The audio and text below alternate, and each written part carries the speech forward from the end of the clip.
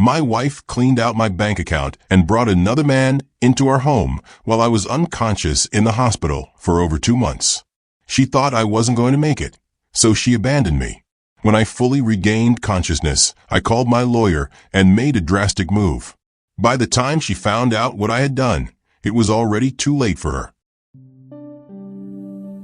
As I stood in that cold hospital room, my hands shaking as I held my phone, I looked at my bank account and saw that $120,000 was gone. My wife hadn't visited me in months. That was the moment I realized my nightmare had just begun. But for you to get the full gist of my story, allow me to start from the beginning. My name is Auric Denham, a 61-year-old retired industrial consultant living just outside Raleigh, North Carolina. The story I'm about to tell you changed everything I thought I knew about trust. But before I tell you how my wife, Zafrina, betrayed me and how I got my revenge, I need to give you a bit of backstory of how I landed here. You see, my marriage to Zafrina wasn't my first. I was initially married 10 years ago. At age 51, my first marriage ended in a devastating divorce. After that divorce, I spent 10 years alone, promising myself I'd never love that deeply again. The divorce had drained me financially and emotionally, taking one of my properties and leaving me bitter. My first wife, Annabelle, was 10 years younger than me when we got married. I was 35 and she was only 25. I grew up believing that a man should be much older than his wife to make her more submissive. But looking back, that was probably a foolish idea that doesn't work in today's world. I gave Annabelle everything, raised 3 children with her, loved her completely. But she replaced me, forgot me, discarded me like yesterday's newspaper. The court battles, the child support, the feeling of being thrown away hollowed me out completely. For a decade, I hid behind routines, old vinyl records, and visits to my small packaging business. After my divorce with Annabelle, I still owned 3 paid-off properties and lived comfortably. But loneliness ate away at my resolve. Deep down, I still hungered to be needed again, to hold someone at night. That's when Zafrina walked into my life at the local fitness center. She was 37 when we met. She was warm, attentive, and full of admiration for me.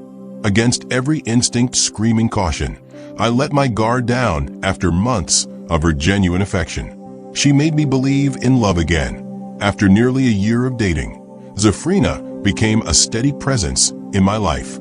She was nurturing, full of dreams about building a future together. When she tearfully told me she wanted to start a family, something deep inside me responded. The part that still longed for connection and legacy. But I wasn't completely blind. I knew how quickly love could turn to loss. When I finally decided to propose, I brought up a prenuptial agreement. Not to insult her, but to protect what little I had left. Zafrina's response was swift and sharp. She looked wounded, betrayed. She asked if I thought she was with me for my money. She reminded me of everything we'd shared, how she'd loved me when others saw me as just some old man. She continued, her words cutting deep. If I really trusted her, I wouldn't need a prenup. This wasn't love, she said. This was suspicion. Feeling ashamed and afraid of losing her, I gave in. I dropped the prenup idea, hoping that this will not lead to another server heartbreak for me. Eventually, I agreed to marry her without any legal protection, thinking maybe life had finally given me peace. But before the marriage, I made a secret deal with my longtime friend Henry Thorne. Henry lived all the way in Oregon, but because of the secret deal I had to make with him, I needed to meet him in person. So, he had to travel to where I was in Raleigh, North Carolina. The details of this secret deal would later be revealed as we progress with this story. This secret deal was a silent shield, a precaution in case love turned sour again. And I was about to discover just how necessary that precaution would be. 1 year into our marriage, we had a baby boy. Honestly, having another child wasn't part of the plan, but I guess that's just something that happens when you're married. I was filled with joy, and everything felt perfect with Zafrina. On the 2nd of April, 2024, everything changed. I was driving to a board meeting at my company when a distracted driver ran a red light. This led me to a fatal accident, and the impact on Interstate 40 sent me into a coma for nearly 3 months. When I finally opened my eyes at Duke University Hospital, the world felt unfamiliar, like it had moved on without me. At first, I couldn't speak. My body was weak, my mind foggy. But as days passed, clarity returned slowly. One morning, as a nurse adjusted my foreline, I quietly asked about my wife's visits. The nurse hesitated, then gently explained that Zafrina had stopped coming over 2 months ago. Those words pierced deeper than any injury from the crash. The nurse told me they tried to contact her as soon as I regained consciousness, but they couldn't reach her because her phone lines weren't going through. The nurse also said they had no one else to contact since my phone was locked. 2 months without a single visit. Not even a phone call. Not a card. Not a whisper of concern. I turned my face to the window, blinking back the sting in my eyes. I felt discarded again, like a chapter she had closed before I'd even finished writing my story. But I said nothing to the staff, nothing to anyone. Part of me hoped she might still walk through those hospital doors with flowers and tears. Maybe she thought I wouldn't make it. Maybe she couldn't bear to see me that way. So I waited. Each day, I watched that door, but it never opened for her. That silence, that choice, was louder than any goodbye she could have spoken. After a week of waiting, the hospital staff handed me my belongings. My house keys, my phone, my wallet. When I regained enough strength to check my phone and bank accounts, the truth hit like a second devastating blow. Zafrina had wiped my primary account clean. Over $120,000 gone. Every penny I had accessible, stolen while I lay unconscious, fighting for my life. My road to recovery was slow and grueling. The car accident had done more than bruise my body. It had fractured my strength completely. My legs were too weak to carry my weight. Simple tasks like sitting upright or feeding myself required assistance from nurses. The doctors recommended I stay under observation and physical therapy for several more weeks. In total, I remained at Duke University Hospital for an additional 5.5 weeks after waking up. During that entire time, I instructed the hospital staff not to contact Zafrina about my recovery. There was still no phone call from her, no visit from her. Just complete, devastating silence. The more days passed, the clearer it became to me that something was very wrong. When I was finally discharged in mid-August 2024, I didn't call her. I simply wanted answers. I returned to our apartment in Cary, North Carolina. My key still worked perfectly. But instead of walking through the front door, I moved quietly and slowly around the property. My instincts were sharp with suspicion. I went close to the window and could hear my wife having a conversation with another person inside. The voice of that other person was definitely a man. So I stayed quiet and listened carefully to their conversation. Coincidentally, my wife and this man were talking about me specifically. The man was asking her when she last went to check on me in the hospital. Then she said they should forget about the old man completely. She added that I was probably not going to make it from a coma anyway. She hoped I never recovered at all. When I heard this conversation, it shocked me to my very bones. I was completely stunned by her coldness. So I stayed a little while longer to listen to more of their conversation. Then I peeped at them through the window and discovered both my wife and this unknown man were on our matrimonial bed. Neither of them was wearing any clothes, which clearly indicated they were sexually involved. The sight of this completely shattered me. I was angry, knowing fully well that this woman I had married even had a child with me, a little baby. And now that I had come out of my coma, I was seeing her in bed with another man. Worst of all, she had been saying terrible things about me not recovering from my condition in the hospital. She had hoped I would die in that coma. Instead of storming into the house and confronting them both, I left quietly and went back to find a hotel room. I called my friend Henry, the one I had made that secret deal with before marrying Zafrina. I told Henry the details of what had happened to me over the last couple of months. He had not heard from me. Henry was completely shocked by everything I revealed. I told Henry the first was planning to get back at her, but I didn't know how to do it. I just wanted her to feel the pain she caused me by betraying me. Now, before we proceed, it's very important to say that if you're enjoying this story, please take a moment to like the video and subscribe to the channel. By liking, subscribing, and even leaving a short comment of where you are watching from, you are helping me grow this channel so that other people can find this video and learn the graceful wisdom tips that it offers. I share real stories from people who face tough situations just like this. These stories aren't just for entertainment. They're meant to help us learn and grow wiser. We can sometimes become vulnerable, and that's why it's so important to learn from the experiences and mistakes of others. Together we can protect ourselves and protect each other through shared wisdom. Now back to our story. So, I was planning to get back at Zafrina and make sure she feels pain for what she did to me. Then, I asked Henry to send me some money immediately. I used that money to pay for the hotel, cover basic living expenses, and take care of the remaining hospital bills. I sat in that hotel room for days, planning carefully how to make my next move. A few days after settling into my hotel, I contacted my lawyer and had divorce papers drafted and served. I didn't include a note, no warning, no explanation whatsoever. Just a legal document that signaled the end of everything. Within hours of receiving those papers, Zafrina began calling my phone nonstop. I let her phone ring again and again. After nearly a dozen desperate attempts, I finally picked up. Her voice was full of exaggerated relief, thanking God that I was alive and safe. She started crying, saying how happy she was that I was recovering. Then her tone shifted completely. She mentioned getting the divorce papers and said she didn't understand what was going on. She asked where I was and begged to meet and talk about everything. Against my better judgment, I gave her the address of the small roadside hotel where I was staying. She arrived quickly, looking slightly frazzled, but trying to appear composed and innocent. As we sat across from each other in that dim hotel room, I remained calm and distant.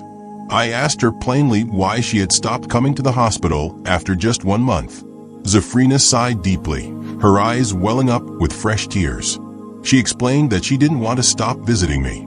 She claimed she was overwhelmed by everything.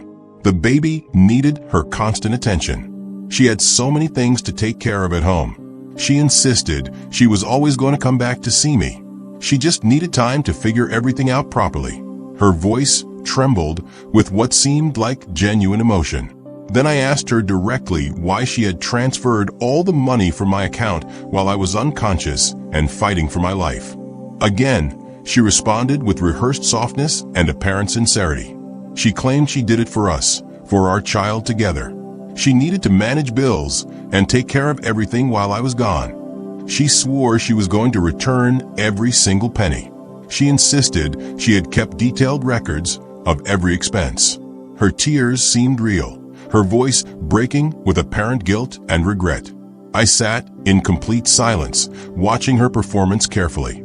She had no idea that I already knew the truth. She didn't know I had silently stood outside our house and heard her talking about me like a burden. She didn't know I had seen her in bed with another man. And as she continued spinning her elaborate story, crying and clutching my hand desperately, I didn't interrupt her lies. Instead, I simply watched her with growing understanding. Her lies weren't sloppy or poorly constructed. They were polished, convincing, expertly delivered. In that moment, I understood just how cold, cunning, and manipulative she truly was. I let her finish her entire performance. Then I calmly told her I had heard her story and understood her position. But I still wanted a divorce from her immediately. Her tears dried instantly, like someone had turned off a faucet. She asked why I was ending our marriage after everything we had been through together. I replied firmly that I was determined to proceed with the divorce. I also told her I would need a DNA test on the baby. I wanted to be absolutely sure the child was actually mine. Her face completely changed, becoming dark and threatening. She asked why I would say such a horrible thing after everything we had shared. She rose to her feet, her voice rising with anger. She told me to go ahead and take everything to court. But she warned me that I should know she would take everything for me. She promised I would be left with absolutely nothing when she was finished. I watched her coldly, feeling no fear at her threats. I simply told her to go ahead and try her best. She had no idea what was coming for her. Remember the secret deal I made with my friend Henry? Now, it is time for me to tell you the details of that deal. Before marrying Zafrina, I had made a quiet, calculated move that would save my life. Sensing risk, but unwilling to lose everything again, I reached out to my longtime friend Henry Thorne, who lived across the country in Oregon. Before marrying Zafrina, I and Henry met discreetly in a small law office in Asheville, North Carolina. There, I legally transferred 95% of my assets into Henry's name for safekeeping. This included property titles and business shares worth hundreds of thousands of dollars. Only Henry, myself, and one trusted lawyer knew about this arrangement. Henry promised to return everything at my request whenever I needed it back. It was my silent shield against potential disaster. The reason I made this secret deal was simple. My first divorce had left deep psychological scars that never fully healed. I had lost so much emotionally and financially that I learned to separate love from financial security. Even if I found the courage to love and sacrifice again, I wasn't willing to risk my hard-earned foundation. Love was one thing, but protecting what I had built was entirely different. In court, the tide turned dramatically in my favor. Zafrina sat completely stunned as she learned that over 90% of my assets were never legally in my name. Everything she thought she could take was completely unreachable. Her threats and demands fell completely flat.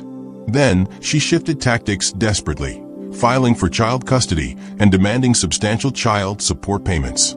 I stood firm, requesting a court-ordered DNA test for the baby. Weeks later, the result came back with devastating clarity. I was not the father of the child. The baby she claimed was mine belonged to someone else entirely. Zafrina crumbled completely when she heard the results. In a final attempt to salvage something from the wreckage, she begged through tears for mercy. She asked me not to leave them with nothing. She pleaded for something, anything, for the baby's sake. I stared at her silently for a long moment, feeling nothing but emptiness. Then, with a flat voice, I told her to go back to that man, the one she had brought into my home while I was dying. I told her to ask him to take care of her and the child. Still, she denied the affair completely. Still, she continued lying even when faced with undeniable evidence. Her capacity for deception was truly remarkable. It wasn't until the court battle was almost over that I finally understood the complete picture. Through private messages retrieved by my attorney and whispered confirmations from neighbors, I pieced together the truth. Zafrina hadn't married me for love at all. She had married me for safety and financial security. Growing up in a home where her mother struggled with poverty and abandonment, she promised herself she would never end up the same way. At 37, with no real career, mounting debt, and biological pressure ticking away, she saw me as her way out. A respectable, stable man with property and structure. I wasn't the man of her dreams, but I was the man who could keep her financially afloat. The man she truly loved was younger, unemployed, and completely irresponsible. But he made her feel alive in ways I never could. When she got pregnant, she knew the child wasn't mine, but she clung to the lie desperately, hoping my name would bring legitimacy and financial security to her situation. Learning all this didn't give me satisfaction or peace. It gave me perspective on human desperation. Yes, I had been betrayed, but not by a monster. By a woman desperate to survive, who chose security over sincerity. It left me both hollow and strangely free at the same time. That was the moment I stood up, heart pounding, but mind completely clear. I walked away without yelling, without looking back, without saying another word. It was the last time I ever saw Zafrina. But the real tragedy wasn't her betrayal. It was realizing that my cynical preparation for the worst had been absolutely necessary. My ability to trust had died completely. Now I sit alone again, protected by my walls, but imprisoned by them too. I saved my money, but lost my faith in human goodness. Sometimes I wonder if the price of being right was worth it. As I end my story, here are 4 lessons I want you to take away from it. 1. Not everyone marries for love. Some marry for safety. As you grow older, It's important to understand that some people may see your stability as a stepping stone rather than a true partnership. Be wise enough to discern the difference. If you'd like more stories that teach how to tell love from convenience, like this video and subscribe to the channel. 2. Never ignore your instincts. I felt uneasy about marrying without a prenup, yet I refused to dismiss my gut feeling for the sake of loneliness and hope. Don't silence your inner voice. It's often your first line of defense. 3. Protect your legacy, both emotionally and legally. Love doesn't mean letting go of wisdom. Secure your assets, sign agreements, and involve trusted friends or advisors. If someone truly loves you, they won't be offended by your desire to protect what you built. 4. Observe actions, not just words. Consistency during hard times reveals true character. If someone disappears or distances themselves when you're vulnerable, it's a red flag. Real love shows up, especially when things get tough. Leave a comment and let me know where you're watching from. Also, I'd love to hear which part of the story touched you the most. Like and subscribe if you want more content like this. Until next time, keep living with grace and purpose.